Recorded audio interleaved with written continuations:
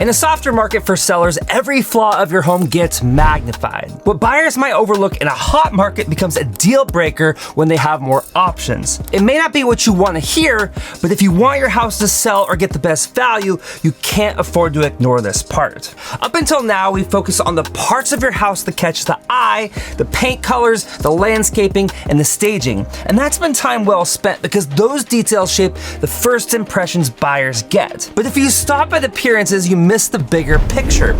Buyers don't just want a home that looks good, they want one that holds up. Here's how their focus changes. In the beginning of the purchase process, buyers are looking at the house from a high level.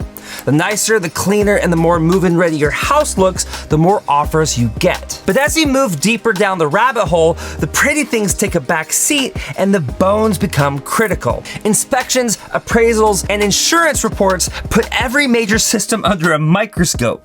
And at that stage, it's no longer about fresh paint or carpet, it's about whether the house is a good value. This is where sellers get caught off guard. They pour their money into upgrades that shine, like kitchens and decks and new flooring, but ignore what I call defensive ROI. These are the unglamorous systems: the roof, the furnace, the plumbing, the electrical.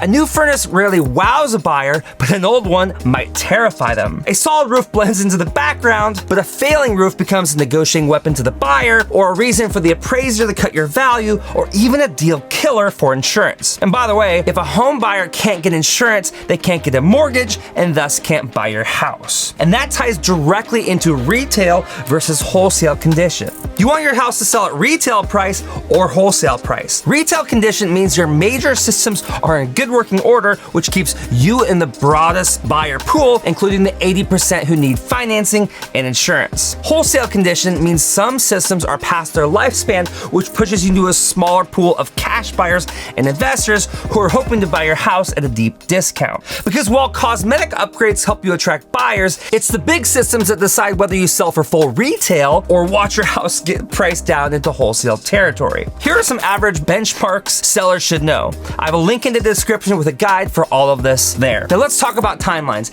At 6 months out, if you're unsure of the state of your major components, bring in a contractor in that field to evaluate the condition. It's always a good idea to get multiple bids unless the contractor you're getting a bid from has a killer reputation. 3 months out, schedule contractors for roof, HVAC. Remember, good contractors are booked out. And 1 month out, gather service logs, warranties, and receipts. These will help reassure nervous buyers. Remember, it's not always about the buyer, it's the buyer's lender or insurance that can kill deals if they aren't addressed.